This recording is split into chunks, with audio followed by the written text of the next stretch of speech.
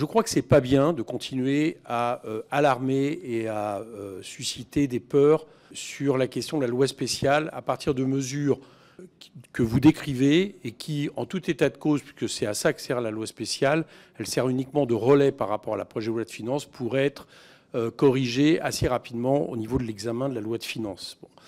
Je vous ferai remarquer d'ailleurs que, c'est pas du tout ce que je souhaite bien évidemment, mais que on a de cesse de citer en exemple la bonne santé économique de l'Espagne qui, pour la 3e année consécutive, a dû répéter son budget des années antérieures et qui, pour autant, n'est pas dans une situation totalement catastrophique puisqu'on nous dit qu'ils font mieux que nous en matière de déficit. Donc je pense qu'il ne faut pas faire ça. Ça a été fait au moment du vote de censure. On a expliqué, certains ont même expliqué que la carte vitale s'arrêterait. Et on nous a expliqué également que dès janvier, en réalité, les Français seraient impactés du fait de la non-indexation des barèmes. Maintenant, vous-même, vous reconnaissez qu'en réalité, tout ça ne devrait pas avoir lieu puisque, en tout état de cause, le prochain projet de loi de finances sera adopté avant avril. Donc déjà, une première chose, ça ne rend pas service au pays de faire ça et de susciter des peurs. Moi, je voulais vous le dire. Et je trouve que c'est pas bien pour aller vite. Deuxièmement, c'est aussi se confondre la cause et les effets. C'est pas la loi spéciale qui provoque cette situation. C'est même pas la censure. C'est le fait d'avoir voulu imposer un budget minoritaire qui n'avait pas de majorité à l'Assemblée nationale en imposant cette politique. Et j'espère que du coup, on corrigera cet effet pour essayer d'avoir le plus rapidement possible un prochain budget rapidement. Bon, une fois dit ça en termes de remarques, j'ai des questions à vous poser. Le vote du projet de loi spéciale permettra au gouvernement de prendre des décrets ouvrant des crédits pour 2025. Ces crédits pourront être au plus équivalents à ceux ouverts en loi de finances initiale pour 2024. Comme l'a dit Laurent Saint-Martin, ils ne pourront pas augmenter. Bien. Par contre, on s'aperçoit qu'en réalité, ils peuvent baisser. Le gouvernement pourrait aussi faire le choix, par exemple, d'ouvrir des montants moindres, comme le permet l'article 45 de la LOLF, qui précise que les services votés représentent, je cite, représentent le minimum de crédit que le gouvernement juge indispensable pour poursuivre l'exécution des services publics. Donc ma question, c'est quelle sera la doctrine appliquée par le gouvernement pour ces décrets?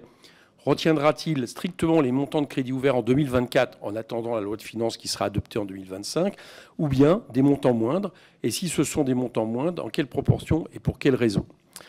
Ma deuxième question a un lien avec la proposition de loi organique portant réforme du financement de l'audiovisuel public qui a été adoptée le 20 novembre et qui doit permettre de poursuivre le financement des sociétés de l'audiovisuel public par l'affectation d'une fraction des recettes de TVA au-delà du 31 décembre 2024, alors que la rédaction actuelle de la LOLF empêchait le maintien de ce financement.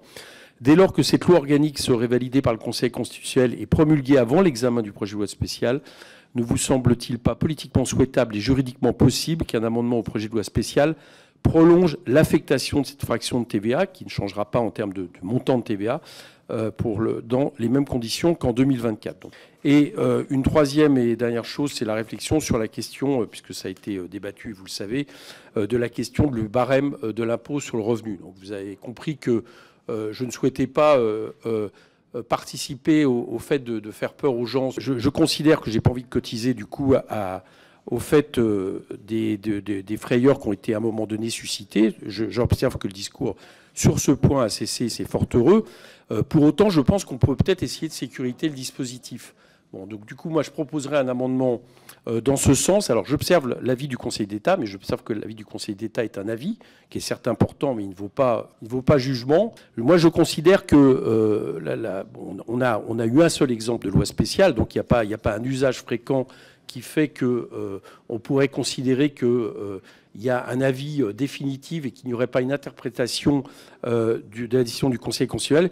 Et pour ma part, je souhaiterais faire en sorte que l'impôt existant soit considéré en fonction du périmètre des contribuables touchés et qu'on considère que du coup, c'est normal que ce soit le même périmètre qui soit touché en 2024, qui serait touché en 2025, ce qui pourrait justifier, comme d'ailleurs c'est prévu pour l'impôt foncier, puisque là, il y a une automaticité, qu'un tel amendement puisse être adopté qui sécuriserait le dispositif.